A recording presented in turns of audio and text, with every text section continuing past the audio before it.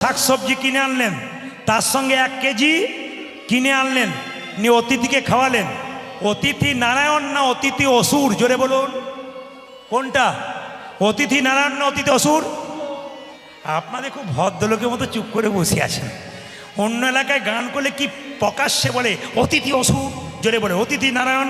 আর আসলে তা নয়। সামনে যারা বসেছেন, সামনে যদি বাবাদের মতো 10-15 জন বসে না, তাহলে কিন্তু কীর্তনের মজাটা আরও বেশি হয়। আর সামনে মাগুলো বসেছে, কার ছেলে কোন দিকে যাচ্ছে ওই দিকে নজর, কার ছেলে কোন দিকে যাচ্ছে ওই দিকে নজর। আবার কেউ দেখাচ্ছে ওদিকে জামাই এলো না কে এলো, হ্যান এলো তেন এলো। কিন্তু বৈষ্ণব ভক্ত যদি সামনে বসে, তাহলে দেখবেন কীর্তনের মজা আরও। কেন বলুন তো? তাহলে তত্ত্বগুলোকে বের করা যায় তাদের মুখ দেখে। আর আপনার যখন এদিক ওদিক করবেন, তখন তো আমাদের মাথা চঞ্চল হয়ে যায়। তাকাবেন, আমি যেখানে ছিলাম সেই জায়গায়। অতিথি তাহলে অসুর যদি মাছ মাংস খায়, অতিথি এসে নিরামিষ খেলো, ভগবানের নাম করলো, আপনার বাড়িতে অতিথি নারায়ণ। নিরামিষ যারা খান তাদের জন্য বলে রাখি, আমার পাশের বাড়িতে একটি মেয়ে 25 বছর বয়স, তার ছেলে 3 বছর বয়স। ছেলেকে নিরামিষ খাওয়াই, নিজে খাই। পাশের বাড়ি 5টা মেয়ে বলাবলি করে, দিদি ছেলেটাকে নিরামিষ খাইও না, দুর্বল হয়ে যাবে। কিছু মনে করবেন না মায়েরা, বাচ্চাকে নিরামিষ খাওয়ালে বাচ্চা দুর্বল হয়ে যায়? যদি তাই হয়, সচিন টেন্ডুলকর বিখ্যাত ব্যাটসম্যান, তার উপরে রান করে দেখালো একজন, তার নাম বিরাট কোহলি। যদি আপনারা জ্ঞানীজন আছেন শুনবেন, বিরাট কোহলি উনি কিন্তু সারা জীবন নিরামিষ খেলেন, ওনার স্ত্রী নিরামিষ খেলেন, অথচ ব্যাটে 6-এর পর 6 মারছেন, আমিষ খেয়েছে। যিনি আমাদের রোহিত শর্মা যিনি ক্যাপ্টেন, ভালো করে ইতিহাস ঘেরে দেখবেন, কোনোদিন আমিষ খায় নাই। বিখ্যাত বিজ্ঞানী আইনস্টাইন চিরকাল নিরামিষ খায়। কিন্তু বিখ্যাত বিজ্ঞানী হলো কেন? সবচাইতে লজ্জার ব্যাপার কি জানেন? সমাজ আমাদের দূষিত করে দিয়েছে। আপনি তিলক নেবেন, মালা নেবেন, রাস্তা দিয়ে পেরিয়ে যাবেন, পাশের বাড়ির লোকটা বলবে, বাবারে হারাধনের বইয়ে কি ঢং দিদি, মা তুলসী মালা তিলক পরে ভগবান যেন আগেই পেয়ে যাবে। এইটাই তো আমাদের লজ্জা। কিন্তু আমি বলে যাই আপনাদেরকে, হাতি চলে বাজার, কুত্তা ভুকে হাজার। হাতি রাস্তা দিয়ে যাবে, কুকুর ঘেউ ঘেউ করবে, হাতি তার দিকে তাকাবে না। বৈষ্ণব মহাজন যারা রয়েছেন, তিলক মারা করেছেন, আপনারা বললে ছেড়ে দেবে নাকি? এখানে বৈষ্ণব ভক্ত অনেকে আছেন যারা কীর্তন শুনতে এসছেন, তাদেরকে আপনি 1000 কথা বললে ছেড়ে দেবে নাকি? কেন? ওরা তো ভগবানের ভক্ত, ওরা তাকাবে না আপনার দিকে। কেন? ওরা তো হাতি। আর আপনি নিন্দা করবেন, আপনি তো কুকুর। হিন্দু সমাজে যেগুলো নিন্দা করে বেড়ায় ওগুলো তো কুকুর, আর যেগুলো প্রশংসা করে ওগুলো তো মানুষের মতো কাজ দেয়। আপনাদের কাছে নিবেদন রইল, হাতি চলে বাজার, কুত্তা ভুকে হাজার। হাতি হয়ে যাবেন, কুকুর ঘেউ ঘেউ করবে, আপনি কিন্তু তাকাবেন না। যে যেখানে বসে আছেন মন দিয়ে শুনুন। ছোট্ট দুঃখী হৃদয় চৈতন্যকে জিজ্ঞেস করলো, দীক্ষা নিলে কি করতে হয়? মায়েরা, দীক্ষা মন্ত্র ভজন করবেন কোন আসনে বসে। আজকে কিন্তু আপনাদের জানিয়ে দিয়ে যাব কোন দিকে মুখ করে বসে দীক্ষা মন্ত্র ভজন করতে হয়। বাড়িতে ভগবানকে ভোগ দিলে কি বাজাতে হয় ভগবান খুশি হয়, এগুলো জেনে নিন। আপনারা যে যেখানে বসে আছেন, ভগবানের মন্ত্র ভজন করা, ভগবানকে পুজো দেওয়া, গুরু মন্ত্র ভজন করা, পূর্ব দিকে কিংবা উত্তর দিকে মুখ করে বসতে হয়। কি বললাম? পূর্ব দিকে কিংবা উত্তর দিকে মুখ করে বসতে হয়। যদি আপনার কম্বলের আসন হয় সবচাইতে ভালো। কম্বলের আসন যদি না হয়, তাহলে কুশ ঘাসের আসনে বসবেন।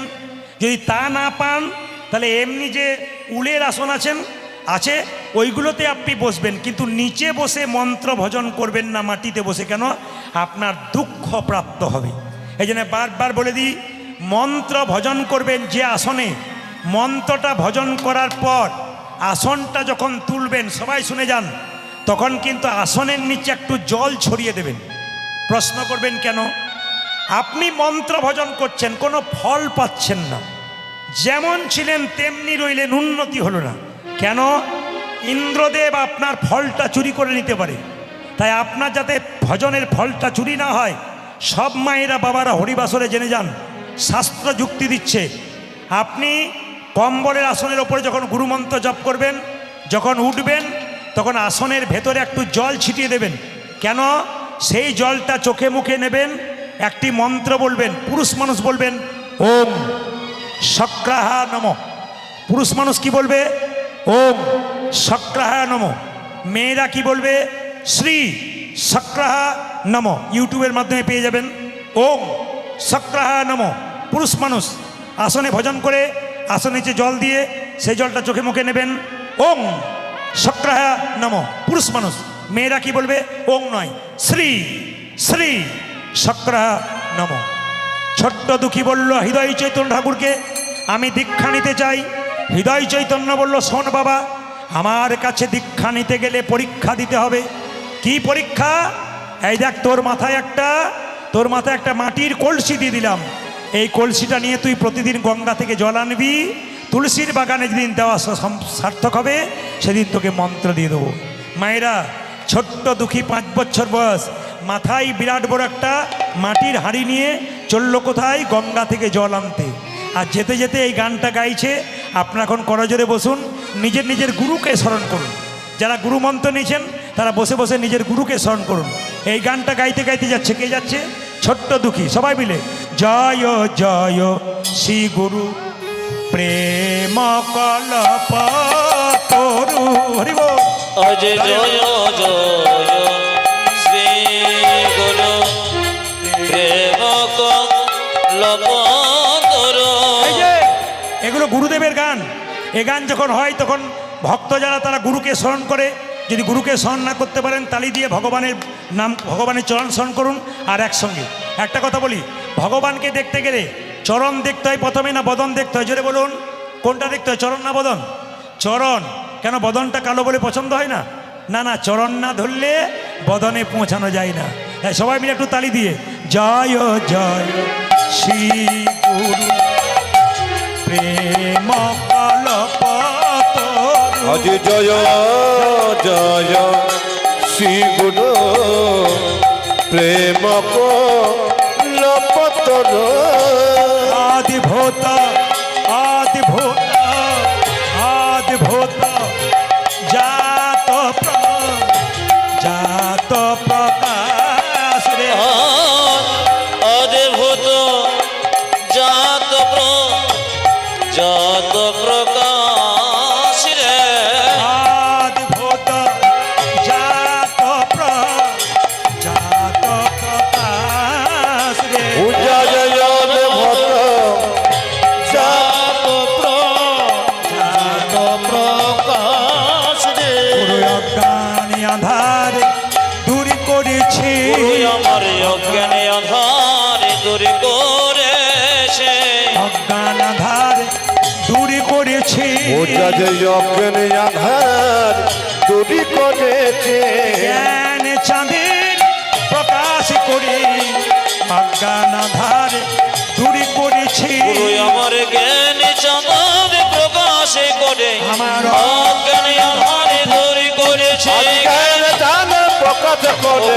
অজ্ঞানী আধারে দূর পূজা করেছে। জয় চাঁদের প্রকাশ গুরু করে। আমার অজ্ঞানী আধারে দূর করেছে। পূজা জয় অজ্ঞান আধার দূরী করেছে। আপনাদের আসরে কিন্তু দামি দামি শ্রোতা আছে। দামি দামি শ্রোতা কেন বললাম? মাঝখানে যারা বসে আছে অনেকে কম বয়সের আছেন, বয়স্ক আছেন। তো তাকিয়ে দেখুন, এত ডিস্টার্ব হচ্ছে মাঝে মাঝে এখানে। এখন ঠিক হয়েছে। আপনারা মানে উতলা হলে ওনারা কিন্তু স্থির আছেন। কেন? ভক্ত যারা হন প্রকৃত স্থির হয়ে ভালো ভালো জিনিসগুলো নিয়ে নেন। দেখবেন ওদের পাশে বসবেন, একটু শব্দ নয়, কেন? এক মনে একভাবে দেখছে। অযাচিত মহেন পতিত হেরি জপ। অজয় অযচিত মহেন পতিত গিরি জপ। অযাচিত মহেন পতিত হেরি জপ। অযাচিত মহেন পতিত খেতি জপ। যেচে সে যে হরির নাম দিয়েছে। অজয় সে যে হরির নামে দিয়েছে। আমায় যেচে সে যে হরির নাম দিয়েছে। ওই আমায় যেচে সে যে হরি নামে দিয়েছে। অযাচিত কৃপা স্বভাবে যেচে সে যে হরির নাম দিয়েছে। গুরু আমার অযাচিত পিপাসা অবুঝেছে সে যে হরি নামে পূজা দিয়েছে। জয় অযাচিত প্রপাস ভেদে। অবুঝেছে সে যে হরি নামে পূজা দিয়েছে। জয় অযাচিত প্রপাস ভেদে। অবুঝেছে সে যে হরি নামে ওই দিয়েছে। আমায় যেচে সে যে হরি নামে দিয়েছে। অতি অতি জিনিসটা ভালো নয়, যেটাই বেশি হবে সেটাই ক্ষতি। বেশি খাবেন ক্ষতি, বেশি চিৎকার করবেন ক্ষতি, বেশি ঘুমোবেন ক্ষতি, বেশি জাগবেন ক্ষতি, সবাই ক্ষতি। ছোট্ট দুঃখী মাথায় কলসিতে করে জল আনতে আনতে কলসির ঘষা লেগে মাথায় দগদগে ঘা হয়ে গেল। যখন জল আনতে পারছে না, মাথায় একটা পাকড়ি বেঁধে নিল। হৃদয় চৈতন্য চিৎকার করে বলল, দুঃখী, এত সুখে কৃষ্ণ ভজন হয় না, পাকড়ি খোল। ছোট্ট দুঃখী বলল, গুরুদেব, আপনার কাছে যখন থেকে এলাম আমি পাকড়ি বেঁধেছি দুদিন আগে, এই পাকড়ি আমি খুলতে পারবো না, আপনি খুলে দিন। যে না হৃদয় চৈতন্য জোর করে পাকড়িটা খুলে দিয়েছে, সঙ্গে সঙ্গে চমকে উঠল গুরুদেব হৃদয় চৈতন্য। কি বাবা, তোর মাথাতে দগদগে ঘা, পুঁজ, রক্ত, তুই আগে বলিসনি কেন? তুই যদি বলতিস আমি কবিরাজ দেখে তোকে চিকিৎসার ব্যবস্থা করতাম। ছোট্ট দুঃখী কেঁদে কেঁদে বলছে, গুরুদেব, আমি যদি তোমায় বলতাম আমার মাথায় ঘা হয়েছে, তুমি না হয় কবিরাজ দেখে চিকিৎসা করাতে। চিকিৎসা করাতে কবিরাজ আমায় মলম মেখে শুয়ে থাকতে বলতো, শুয়ে থাকিতে বলে তো। আর আমি যদি চিকিৎসার জন্য মলম মেখে শুয়ে থাকতাম, তবে যে আমি কৃষ্ণ সেবায় বঞ্চিত হতাম। আমি কৃষ্ণ সেবায় বঞ্চিত হতাম। জল আনিতে না পারিলে কৃষ্ণ সেবায় বঞ্চিত হতাম। ওই আমি জলানিধি না পারিলে, জনমে জনমে বেথায়, ওই আমি জলানিধি না পারিলে, মানব জনমে বেথায়, ওই আমি জলানিধি না পারিলে, মানব জনমে বেথায় যেত। আমি কৃষ্ণ সেবায় বঞ্চিত হতাম। এবার যারা বসে আছেন স্থির হয়ে তাদেরকে বলবো, আমি অঙ্কে কাঁচা, আপনারা হিসাব করবেন। ছোট্ট দুঃখী কেঁদে কেঁদে বলে, এমনি এমনি মানুষ জন্ম পাই নাই মায়েরা, অবহেলায় কেউ হারাবেন নাই মানুষ জন্ম। হিসাব করে দেখুন শাস্ত্র কি বলছে। দুঃখী বলছে, এমনি এমনি মানব জন্ম পাই নাই, 84 লক্ষ জনি ভ্রমণ করে মানব জন্ম পেলাম। 20 লক্ষ বার গাছ গাছরা রূপে জন্মে নিলাম। কত রকমের গাছ হতে হতে যেদিন তুলসী বৃক্ষ রূপে জন্মে নিলাম, যেদিন তুলসীর পাতা গোবিন্দ সেবাই লাগলো, যেদিন তুলসীর ডাল মালা কণ্ঠ করে ভক্তরা কণ্ঠে নিল মালা করে, সেই দিন আমার গাছ জন্ম থেকে মুক্তি হলো। কত হলো মায়েরা? 20 লক্ষ। 84 হিসাব দেবেন। 9 লক্ষ বার জলে জন্মে নিতে নিতে, কত রকমের মাছ কাঁকড়া হতে হতে যেদিন আমি শঙ্খরূপে জন্মে নিলাম, মায়েদের মুখে মন্দিরে বেজে উঠিলাম, সেই দিন আমার জল জন্ম থেকে মুক্তি হয়ে গেল। মায়েরা, শঙ্খ তো 3 বার বাজান, কিন্তু এতজন বাজান কেউ বলতে পারবেন? কীর্তন শুনতে আসতে এই জন্যে কেন করেন, কি জন্যে করেন, এইটা জেনে যাওয়াটাই সার্থক। আপনি শঙ্খ বাজাচ্ছেন, এই শঙ্খটাকে তুলসী দেবীর স্বামী শঙ্খচূড় দত্ত, ইনি শঙ্খরূপে জন্ম নিলেন। এই শঙ্খ থেকে আপনাদের হাতের শাখা তৈরি হলো। এই যে এত ডিজাইনের শাখা আপনারা পড়েছেন, সব কিন্তু শঙ্খচূড়ের শরীর থেকে শাখা হলো, তারপর শঙ্খ হলো। এই শঙ্খ 3 বার বাজাবেন কেন? একবার ব্রহ্মাকে সাহায্য করবেন, একবার স্মরণ করবেন, একবার বিষ্ণুকে স্মরণ করবেন, একবার মহেশ্বরকে স্মরণ করবেন। একবার ব্রহ্মা, একবার বিষ্ণু, একবার মহেশ্বর। এই শঙ্খ কৃষ্ণ কুরুক্ষেত্রের যুদ্ধে বাজিয়েছিল। এই শঙ্খটার নাম ছিল পাঞ্চজন্য শঙ্খ। এই শঙ্খ যখন কৃষ্ণ বাজালো কুরুক্ষেত্রের যুদ্ধে, অসুরদের স্ত্রীর গর্ভে যে সন্তান ছিল তা আস্তে আস্তে নষ্ট হয়ে গেল, আর দেবতার স্ত্রীর গর্ভে যে সন্তান ছিল তা আস্তে আস্তে আরও সবল হয়ে গেল।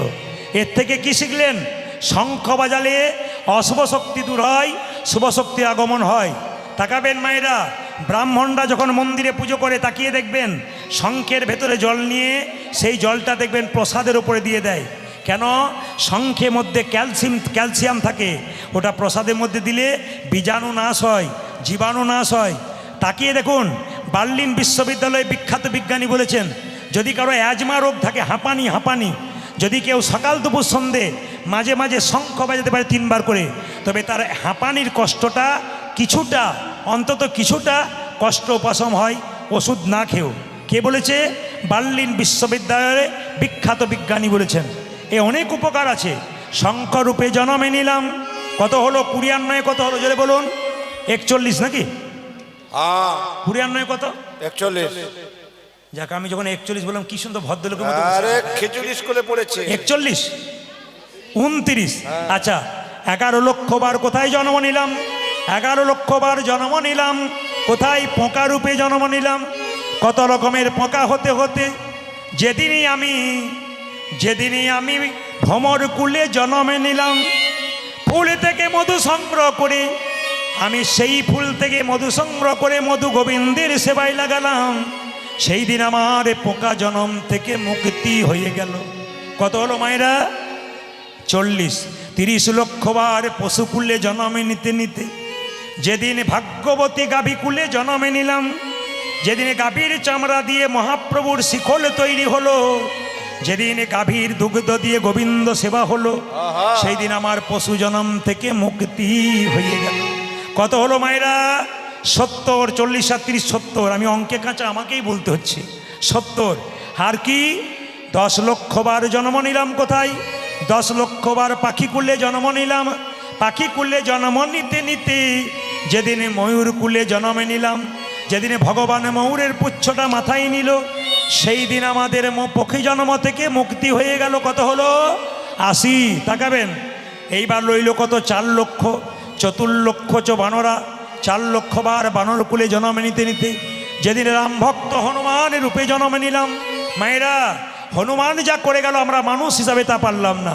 হনুমান যখন সীতাকে উদ্ধার করলো, হনুমানকে আদর করে সীতা কী করেছিল মা? একটা মতির মালা দিয়েছিল। মতির মালাটা পেয়ে হনুমান কি করেছিল? তাকান, এই যে কীর্তনটা এইদিকে হচ্ছে, বলুন কীর্তনটা এইদিকে হচ্ছে। হনুমানকে যে না মতির মালাটা দিয়েছে, তাকাবেন, মতির মালাটা নিয়ে হনুমান কি করলো? প্রথমে কপালে ঠেকালো, তারপর চোখে ঠেকালো, তারপর কানে ঠেকালো, নাক দিয়ে শুকে শুকে দেখলো, জিভ দিয়ে চেটে চেটে দেখলো, দাঁত দিয়ে কেটে কেটে 64 টুকরো করলো।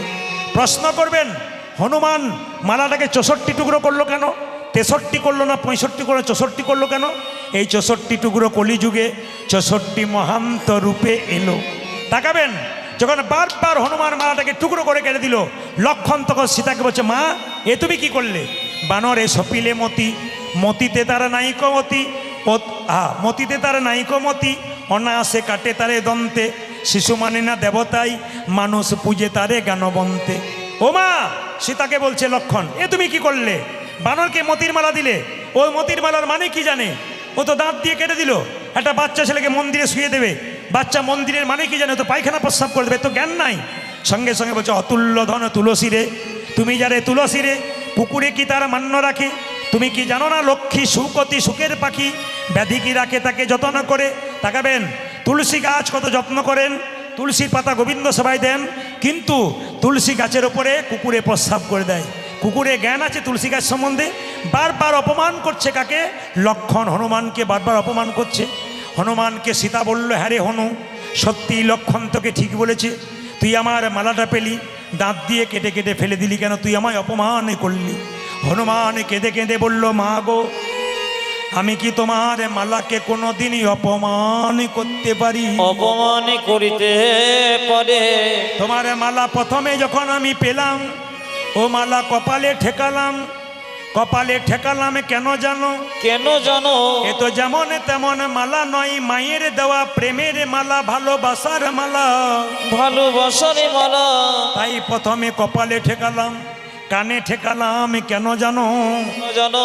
এ মালাতে রাম নাম শোনা যায় কিনা দেখলাম। শোনা যায় কিনা দেখলাম। চোখে ঠেকালাম কেন জানো? কেন জানো? এ মালাতে রাম দেখা যায় কিনা দেখলাম। রামে দেখা যায় কিনা দেখিলাম। নাক দিয়ে শুকে শুকে দেখলাম কেন জানো? কেন জানো? এ মালাতে রাম অঙ্গের গন্ধ পাওয়া যায় কিনা একবার দেখলাম। একেবারে দেখিলাম। জিভ দিয়ে চেটে চেটে দেখলাম কেন জানো? কেন জানো? এ মালা তো রাম চরণের তুলসীর স্বাদ পাওয়া যায় কিনা সাথে দেখলাম। পাওয়া যায় কিনা দেখিলাম। যে মালাতে রামে নাম শোনা যায় না, রামে দেখা যায় না, সে তো অলংকার নয়, কলঙ্কের হার। তাই আমি দাঁত দিয়ে কেটে কেটে ফেলে দিলাম। লক্ষণ হনুমানের হাত দুটো ধরে বলল, হনুমান, এতদিন আমার অহংকার ছিল, রাম আমার দাদা, আমি তার ভাই, আমার অহংকার ছিল ভগবান আমার দাদা, আমি ভগবানের ভাই, তোর কাছে শিখে নিলাম, তোর মতো তো আমি রাম ভজনা করতে পারি নাই, তুই শিখিয়ে দে হনুমান কেমন করে রাম ভজনা করতে হয়।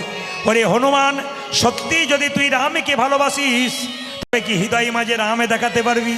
হনুমান বলল, লক্ষণ তোমার তীরটা দাও।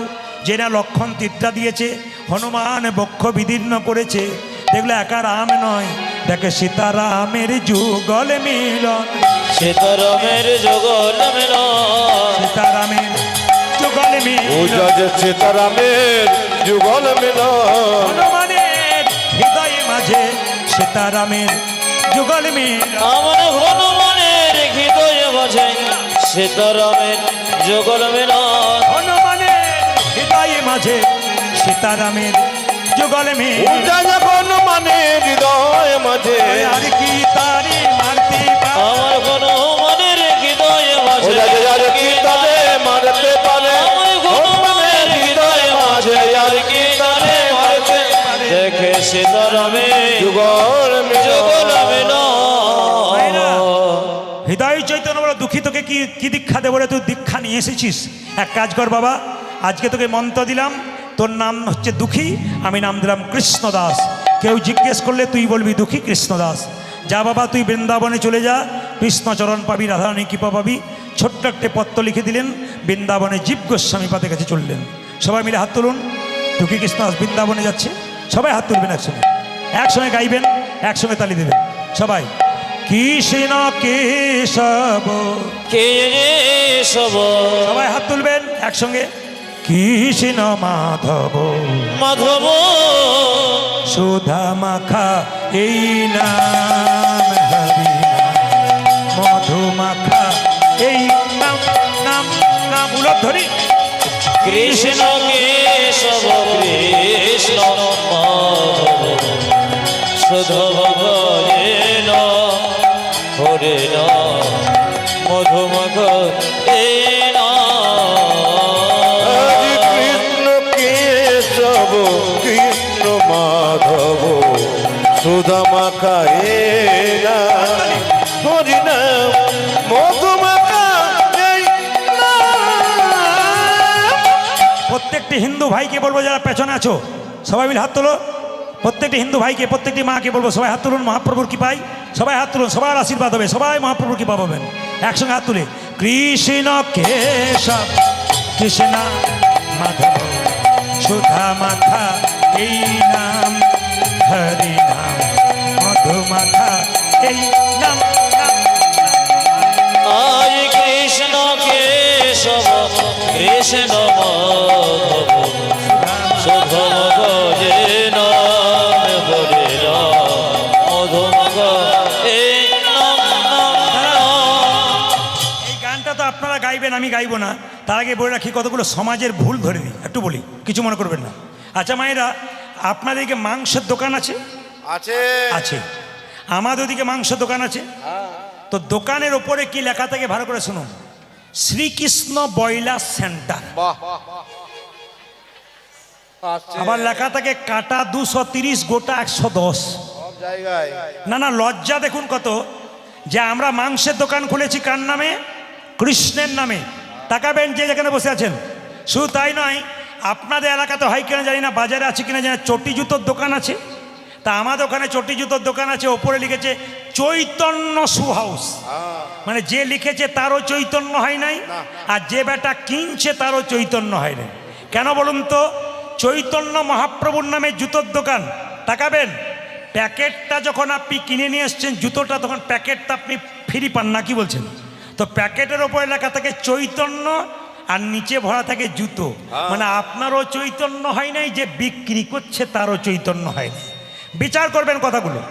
আবার তাকাবেন এইদিকে, আমি প্রায় জায়গায় কীর্তন করতে যাই। কয়েকদিন আগে একটা জায়গায় গান করতে গেছিলাম, বিরাট বড় বাজার। তো বুধবার দিন গান হচ্ছে, কমিটি সকালবেলা যখন বিদায় দিচ্ছে তখন বাজারের লোককে বলছে, দাদা ইনি প্রদীপ পাল, দেখতে পাচ্ছিলেন না? ইনি এসেছিলেন, এত ভিড় হয়েছিল, আপনারা জান নাই? বাজারের লোক বলছে, কি করে যাব দাদা? বলে কেন? রবিবার দিন ছুটি থাকে আমাদের বাজারে, চাকরির ছুটি থাকে রবিবার দিন। রবিবার দিন যেতাম, রবিবার হলে যেতাম। জেনে বলেছে রবিবার হলে যেতাম।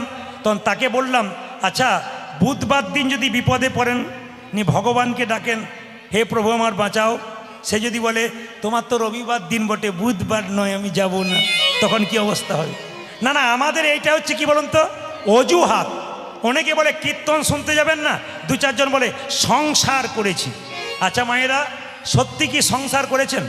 কৃষ্ণ ভজিবার তরে জীব সংসারে আইনু, মিছে মায়াই বদ্ধ হয়ে বৃক্ষ সম হইনু। সংসার আমি করি নাই, আমার বাবা করে নাই, আপনি করেন নাই। সংসার পাতা ছিল, আপনি এলেন, সংসার করলেন, পালিয়ে গেলেন। সংসার, এই জন্য শাস্ত্র বলেছে সংসার সুখের হয় পুরুষের গুণে।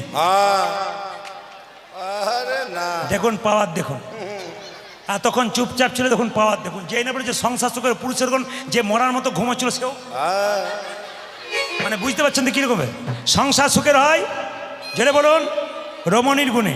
আচ্ছা মায়েরা, এক হাতে তালি বাজে, সংসার সুখের হয় রমণীর গুণে, গুণবান স্বামী যদি থাকে তার শনে। তাকিয়ে দেখুন তো এই জায়গাটা কোথায়?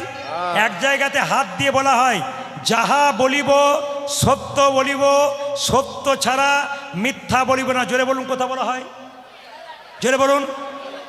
আপনাদের আগে থেকে যাওয়া আসা আছে নাকি? অন্য জায়গায় বলতে পারে না? এটার ভেতরে কি আছে দেখবেন, এটাতে স্পর্শ করে বলে যাহা বলিব সত্য বলিব, সত্য ছাড়া মিথ্যা বলিব না। এটা স্পর্শ করার পর থেকে দেখবেন হাজার হাজার মিথ্যে কথা বলতে শুরু করে। এটার ভেতরে কি আছে জোরে বলুন। আপনারা গীতা বলছেন, পরশু গান করছিলাম, একজনকে জিজ্ঞেস করলাম দাদা এটার ভেতরে কি আছে, ও তখন বলছে যন্ত্র টন্ত্র কিছু একটা হবে বোধ হয়, মানে বেটা কিচ্ছু জানে না। আপনাদের কাছে নিবেদন রইল মায়েরা যে যেখানে বসে আছেন, সবাই মিলে হাত তুলে চলুন, আমরা বৃন্দাবনে যাই।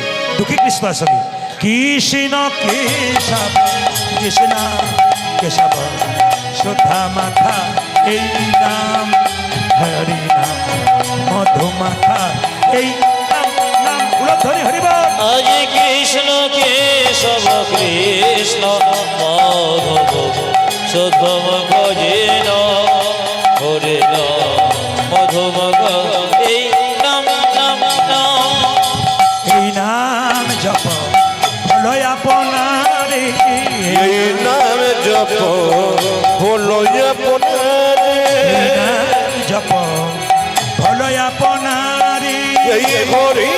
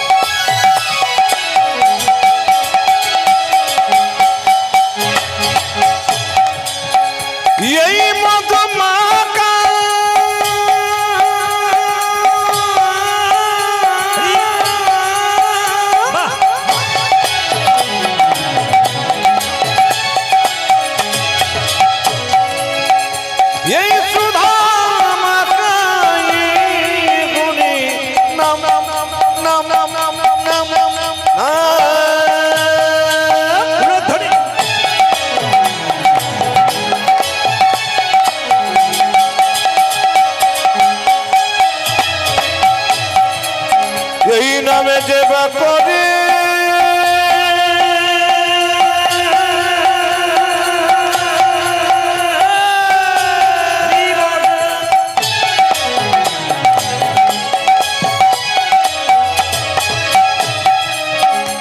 তার খোদা তৃষ্ণা যাবে গো দূরে।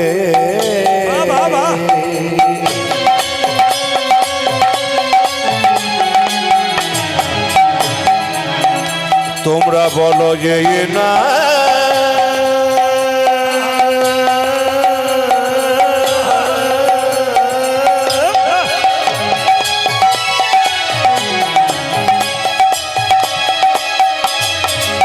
এই মধুমাখা